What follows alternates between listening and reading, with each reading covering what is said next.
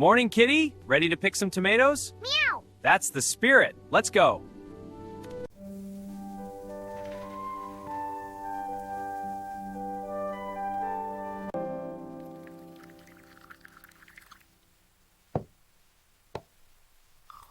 This is nice. It is. The tea is lovely. I'm glad you're here. Me too.